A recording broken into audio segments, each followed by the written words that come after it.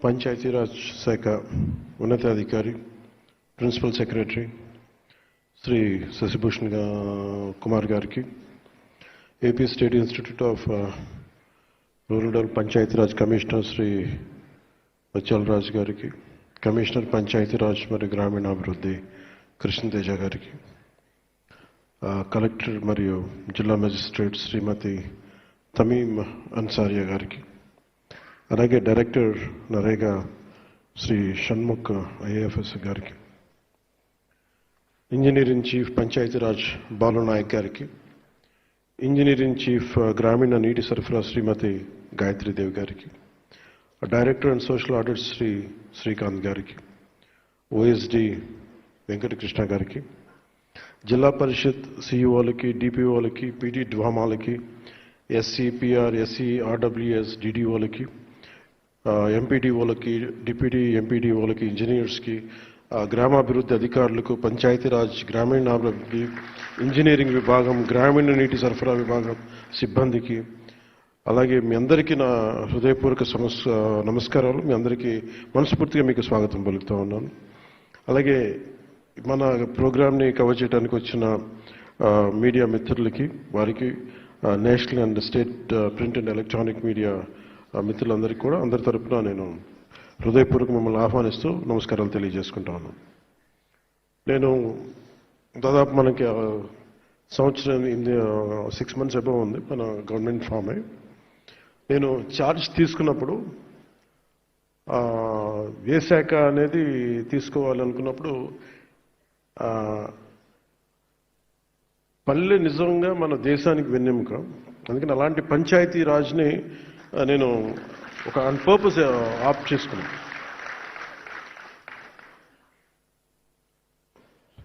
Sasibhushan sir ఆ రోజున పిఎస్గా ఉన్నారు, లాస్ట్ గవర్నమెంట్లో కూడా కొన్ని మార్పులు చేర్పులు ఉంటాయి అని అనుకున్నప్పుడు నేను ప్రత్యేకించి శశిభూషణ్ గారిని కోరుకోవడం జరిగింది. మీరు ఉండాలి దీంట్లో, మీ అనుభవం కావాలి, మళ్ళీ మీరు ఇంకా నేను కొంత మీ గైడెన్స్ కావాలి నాకని మనస్ఫూర్తిగా నేను వారిని కోరటం జరిగింది. ఈ రోజున రిఫార్మ్స్ ఇంత సజావుగా సాగాయంటే ఆయన ఒక బీహార్ లాంటి రాష్ట్రం నుంచి వచ్చి ప్రజల కోసం ఏదైనా చెయ్యాలి అని ఒక తపనతో వచ్చిన అధికారి ఆయన ఒకప్పుడు.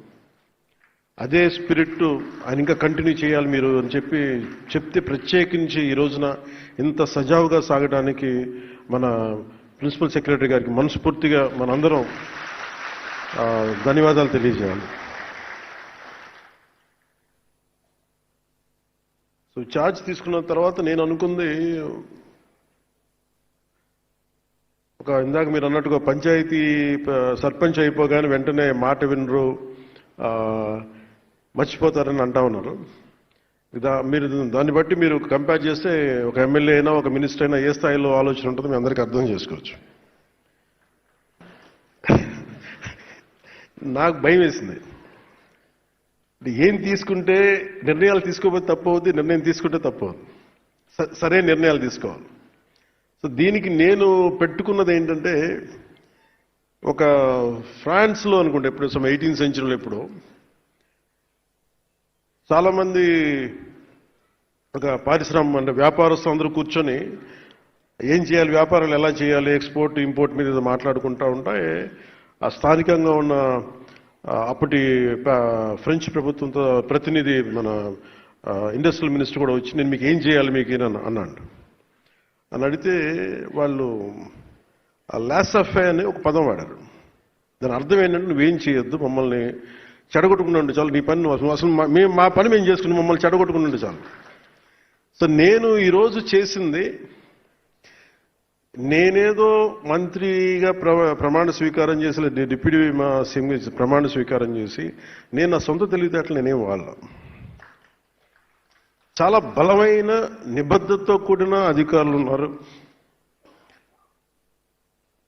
చాలా అసలు రిఫార్మ్స్ కావాలి అని చెప్పి ఆకాంక్షించే వెంకటకృష్ణ గారు లాంటి అధికారులు ఉన్నారు. దీనిని ఆయన అనుభవంతో గైడెన్స్ చేసే ప్రిన్సిపల్ సెక్రటరీ గారు ఉన్నారు, శశిభూషణ్ గారు. దీనిని ప్రాక్టికల్గా కేరళ నుంచి వచ్చి అక్కడ మన పంచాయతీరాజ్ వ్యవస్థ ఎంత బలంగా వీళ్ళు అనుకున్నదో మనకు తెలుసు. ఆ అనుభవం ఇక్కడ మన కృష్ణతేజ గారి ద్వారా, కమిషనర్ గారి ద్వారా రావడం. సో నేను జనరల్గా ఏం చెప్తారంటే, నేను వచ్చినప్పుడు గతంలో ఎలా ఉండేదని అడిగాను, చాలా రివ్యూస్ చేశాను. చేస్తే వాళ్ళు ఏం చెప్పేవాళ్ళు అంటే, ప్రతిసారి మైక్ చిన్న బ్లాక్ మైక్ ఉండిపోయింది.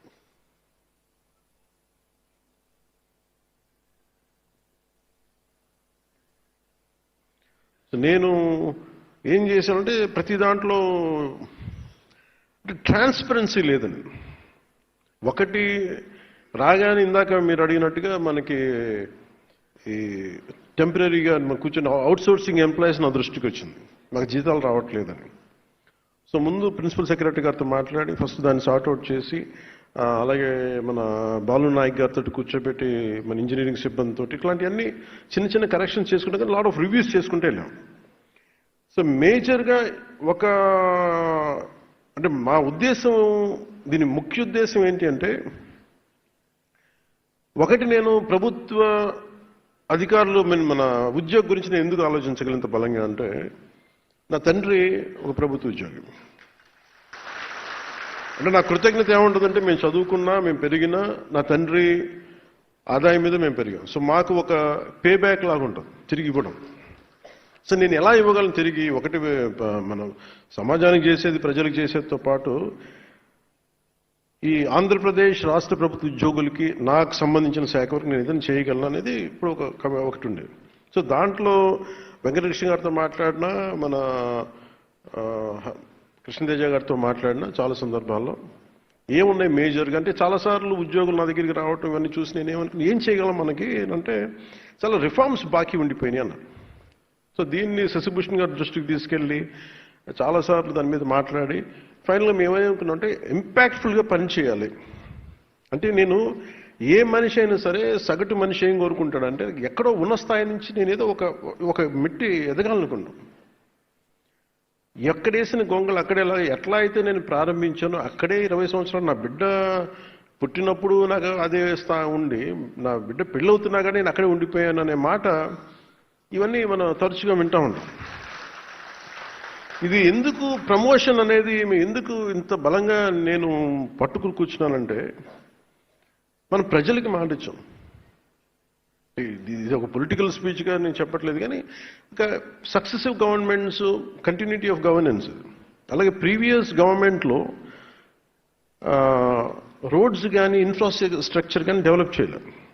మేజర్గా నేను విన్నది ఏంటంటే, ప్రతి పదవికి ట్రాన్స్ఫర్కి ఒక రేట్ కార్డు ఉందని నేను వినేవాళ్ళం. నాకు చాలా ఆశ్చర్యంగా ఉండేది.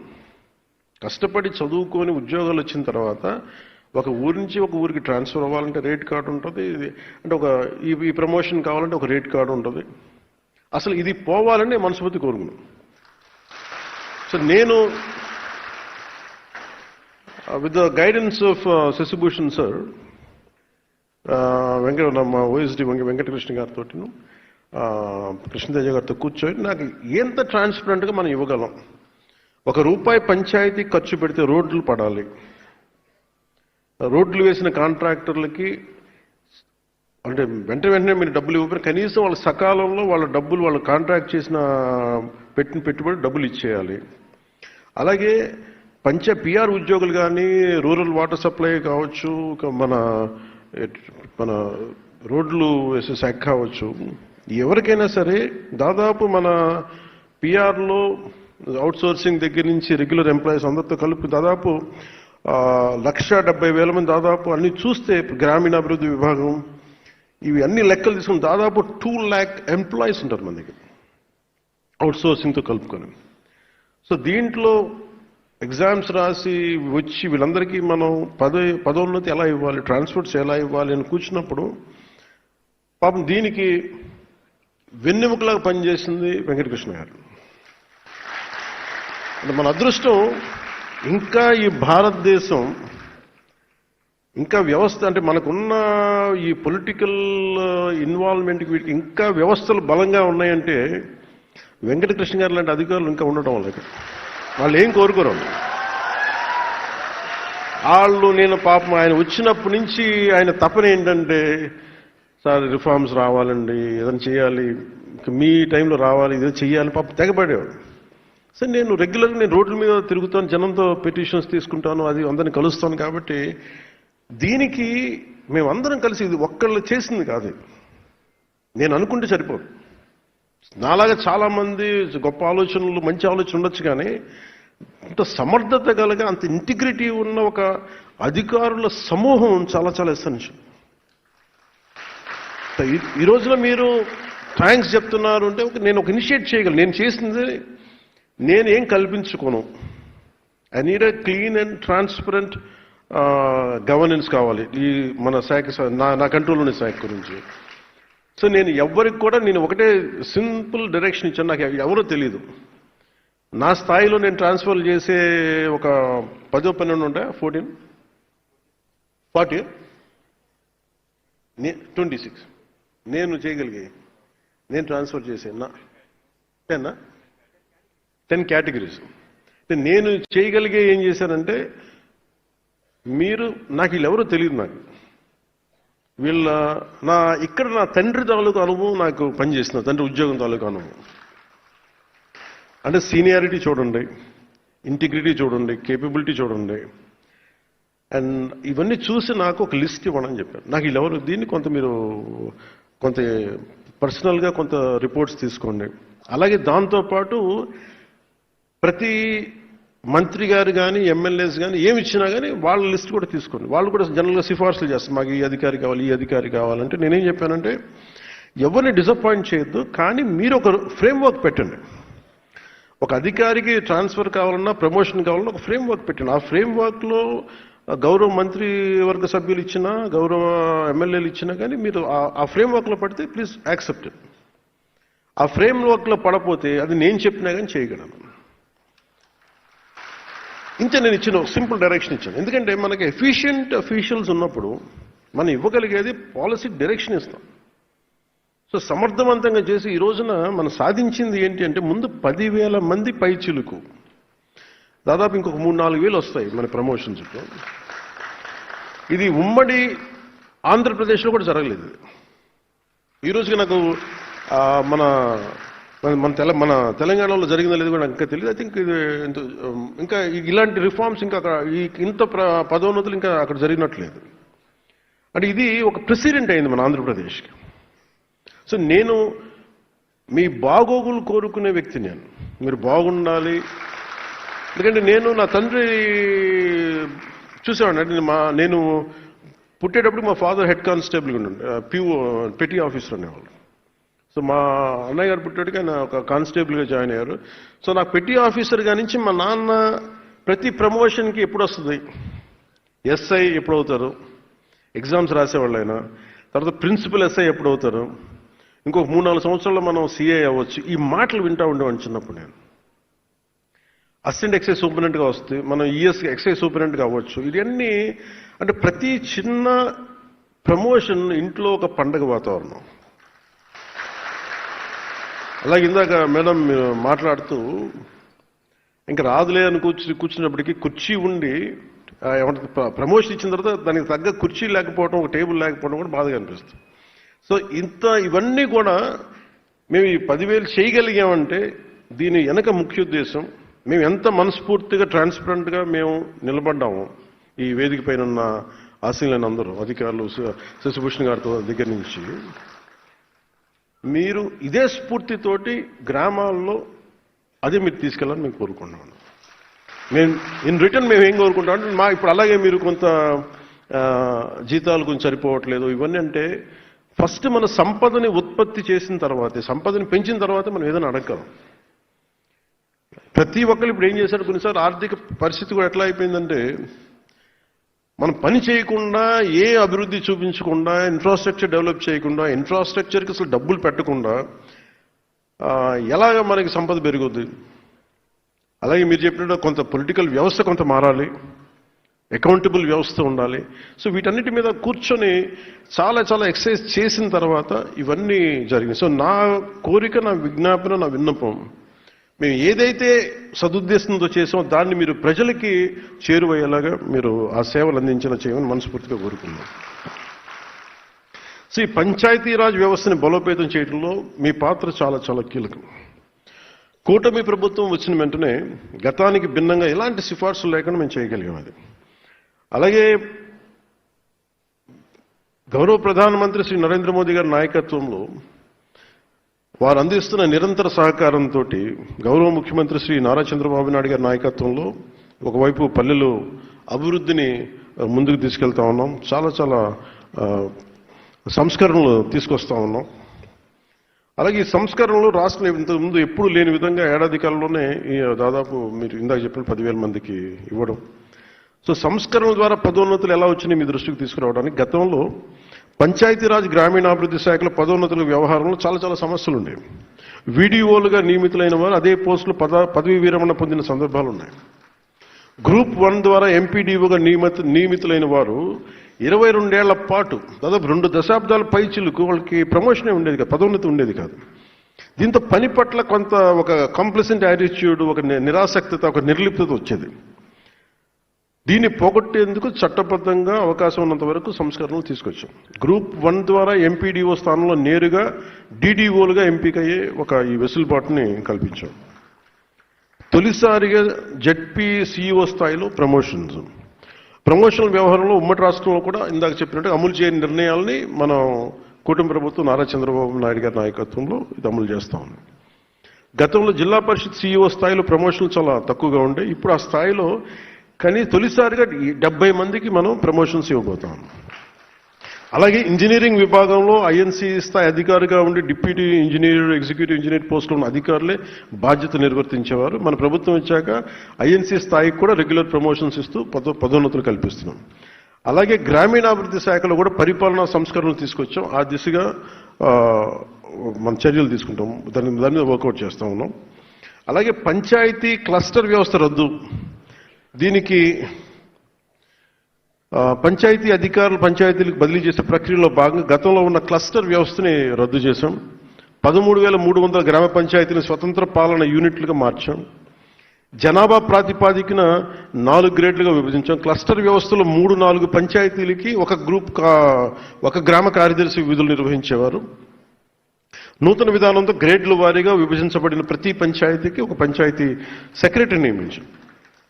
తద్వారా ప్రజలకు అందాల్సిన సేవలు మరింత సులభంగా ఉంటాయి. అలాగే పంచాయతీ కార్యదర్శి పేరును పంచాయతీ అభివృద్ధి అధికారిగా, అంటే పంచాయత్ డెవలప్మెంట్ ఆఫీసర్గా మార్చాం.